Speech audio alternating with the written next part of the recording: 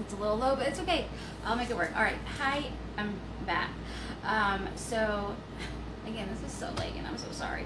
My life is pretty crazy, and poor Stella, she does not like dogs, although her favorite show is Bluey. And we have the big German Shepherd, and then we have our Rot, and she just loses it, and so then I have to sit and hold her the whole time.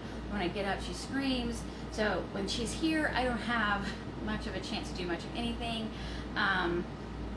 So my life is just, it's gonna be great whenever my daughter has baby Elena, and that'll be just about any day now. All right, so I have not got my recipe up for the ranch pork chops. However, that's going to be super, super, super simple. And this week, I'm probably going to do it different. I am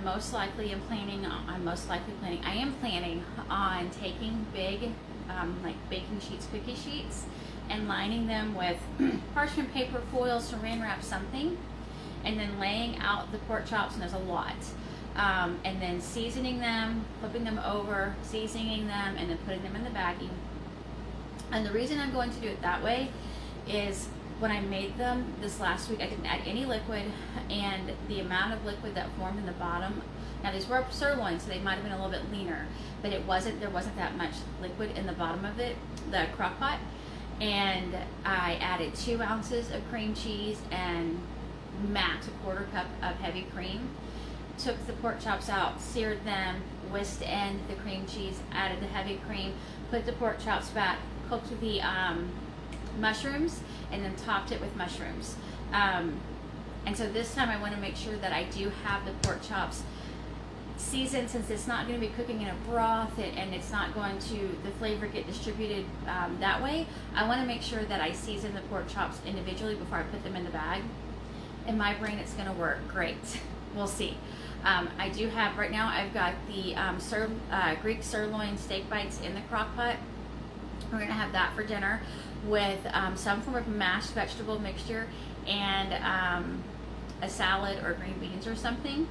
And then the cilantro lime chicken. Okay, so if you remember, I have a daughter who has the soap gene thing. She absolutely hates cilantro. If cilantro is in something, it tastes like soap. My husband can tell there's a cucumber somewhere.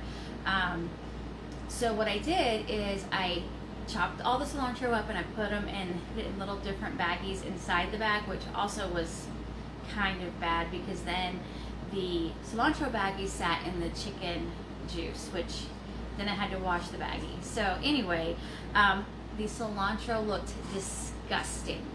It looked like it was like, I don't know, like you ever have a vegetable, I know I'm not the only one that's had a vegetable like sit in the fridge and like go bad. It really honestly looked like the cilantro had gone bad. And all I had done was chopped it and put it in the baggie and then froze it. So don't do that. I feel like the cilantro might just be best added fresh and not added. I haven't tried adding it to the freezer recipe just because if she's going to eat it, I can't add the cilantro. Now, what happened whenever I cooked that yesterday?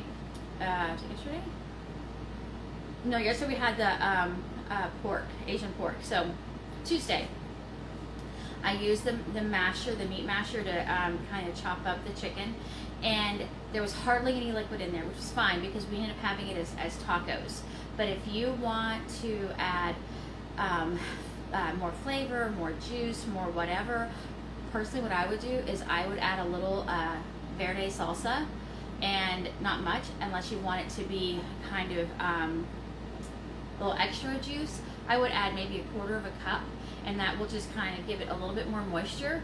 But as it is, it'd be great to add to make chicken verde enchiladas, tostadas, anything like that, because it wasn't too runny. But so it's a great kind of base to go with whichever direction you want to go.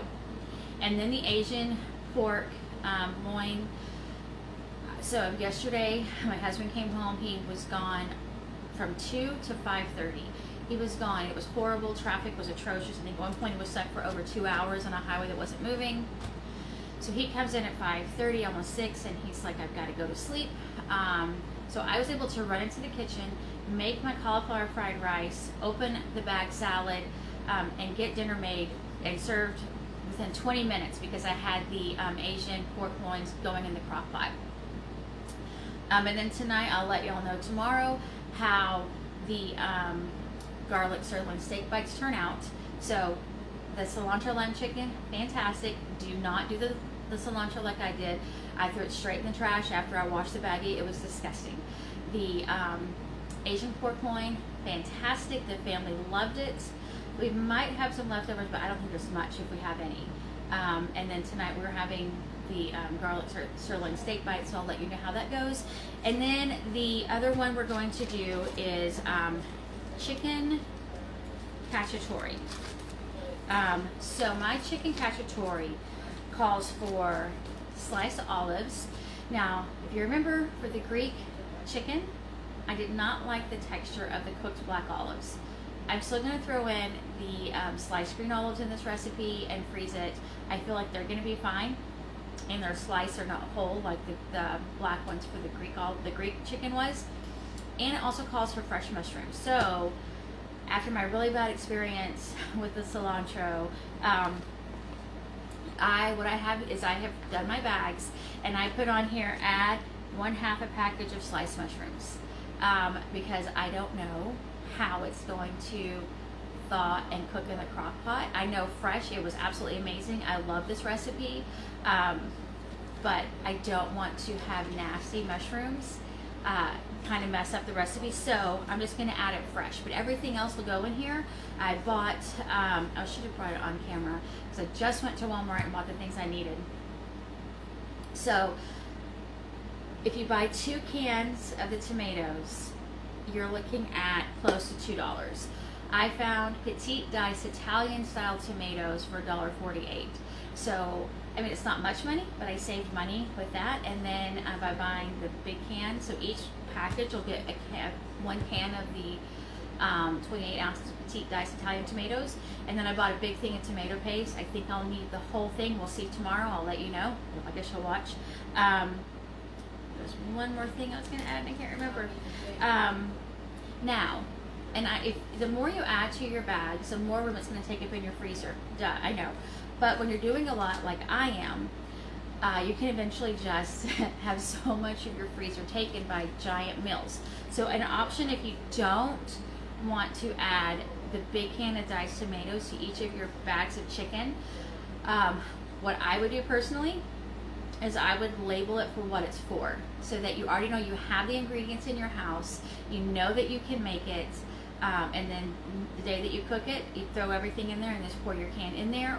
Or I'm going to go ahead and add them to my baggies. Hopefully I will not have a mess like I did a week or 2 ago. That was awful. And in my recipe, in the pictures, I used chicken thighs. The chicken breasts were on sale this last week for $1.89 a pound, I think. So I'm using chicken breasts. Use whichever kind of chicken you want. If you want to use legs, I mean, we are on a budget. I know some people can just go to the grocery store and buy whatever they want, and it doesn't matter if it's on sale or not. I need to buy things that are on sale, and so the chicken breasts are what were on sale. If I had to, I would buy chicken legs and cook this in the crock pot with chicken legs. Do what you have to do.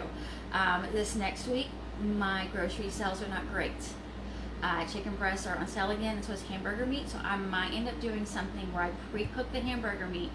I've said from the beginning that my goal is to make almost every single one of these recipes, dump, freeze it, and you're done. But if I do hamburger meat, I personally will be cooking it. But that is on sale this week for me in my area. So it is going to be probably a chicken breast recipe, and then most likely a pre-cooked hamburger. I don't know if I'll do spaghetti or if I'll do chili. I'm not sure which direction I'm going to go with the hamburger meat, but unless I see something else that's a good deal that I've missed, it'll be chicken breast and hamburger meat.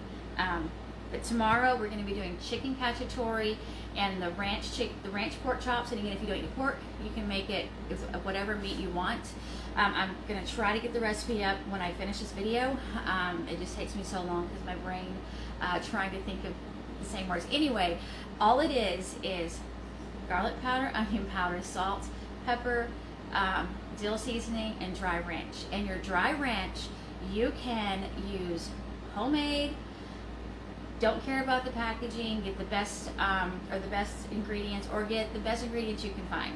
I've got a Trader Joe's that I was assumed was going to be really superior on the ingredients, and it's not as different as the Walmart brand, and I was really surprised. So for you personally, if you are not comfortable going to like Aldi and dumping a package of their ranch on your pork chops, then I would find a cleaner version or make it yourself. I'm just going to be using, I think I have a Costco and a Trader Joe's in my cabinet, and that's what I'm going to pull out for our ranch pork chops. That's it. If you have questions or thoughts, or I give you a recommendation for the hamburger meat freezer meals, let me know, and I will be back. I say I'll be back tomorrow. That is the plan, but as y'all know, my daughter, I won't say could give birth any minute, but if there's an emergency call this week, I will have to leave for that. But other than that, if nothing else happens, I will be here tomorrow, 3 to 4-ish, depending on if my grandmother needs me or not, and we'll prep chicken cacciatore and ranch pork chops. That's it. Thanks for watching. Bye.